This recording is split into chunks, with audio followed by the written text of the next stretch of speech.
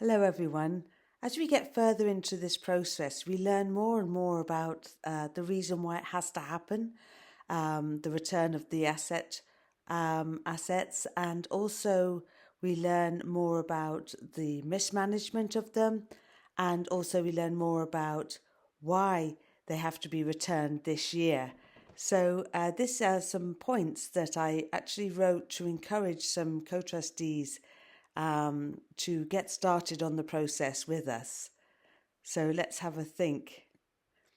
Every 50 years, the banks settle or forgive all debts, by which I refer to corporate debts, in order to renew their collateral. If the new money is not backed by the trust, this year, 2026, it will be backed by people again via the birth certificate fraud and other livestock for another 50 years. This year is a Jubilee year. It started in 2017, went on for 7 years, bringing us to 2025, which was the seventh day, the seventh year. And so this is the year where it must be settled, 2026. Digital ID and CBDC, that's the central bank digital currency. This is the year for the digital ID. It has to be avoided at all costs. It is intended to monetize our biological and biometric data and fully block our agency. There was no referendum, consent or objection process, only a comment period. Tony Blair's son, sponsored by Bill Gates and Elon Musk, have the contract to implement it. If the trust funds are claimed and released, people's agency and authority as well as prosperity are returned because there are instructions indentured into the dispensation of trust funds that are in the public interest, as well as compensation and credit due to all people of all nations.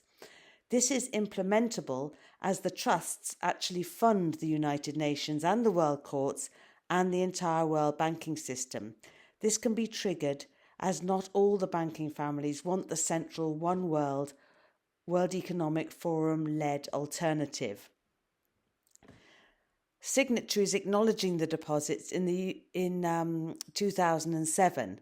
So in the UK, that was Minister Stephen Timms, Ambassador Sir John Holmes, Prime Minister Tony Blair, Emma Jones-Parry, and Sir Timms is still in office as Minister of Trusts and Legacies.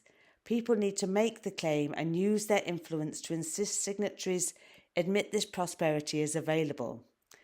Then there's the Pandemic Treaty, which moves all a nation's finances to being run through their health minister, with commitments, loans, guarantees, legislation and repayment, despite population collapse, all being decided from the World Health Organization, World Economic Forum and their shadow directors and implementers in collaborating centres.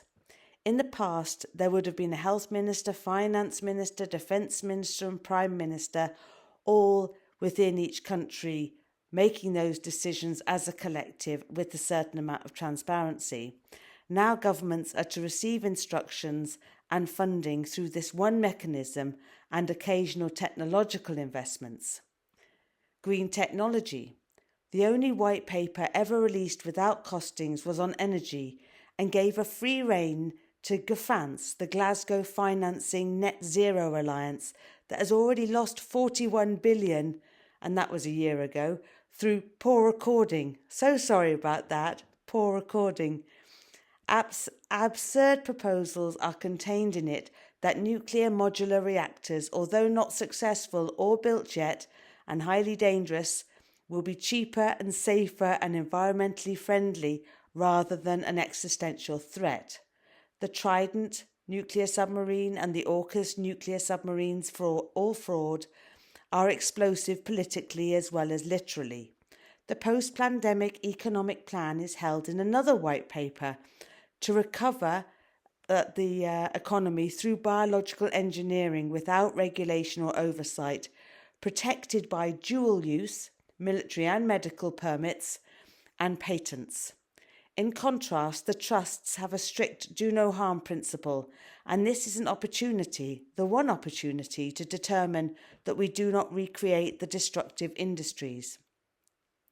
The claims are being made in the jurisdiction within which they were authorised, but the reparation involves a return to natural law and accountability to the laws of the land, a move from incorporated to unincorporated.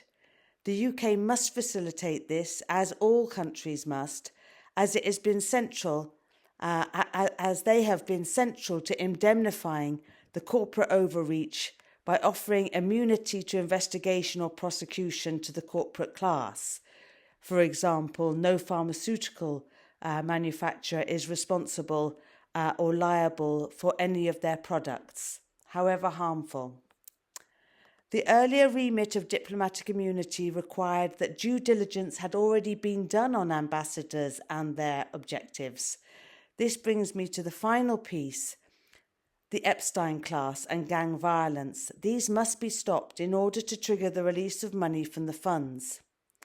So use evidence of earlier crimes as leverage. It means you can use documents that you know to be true, as you've written them yourself, and all members of all the co-trustees and anybody are invited to contribute their evidence and really make it count this year as we make the claims to the banks and governments. So thanks very much, and I hope all the actions are going very well.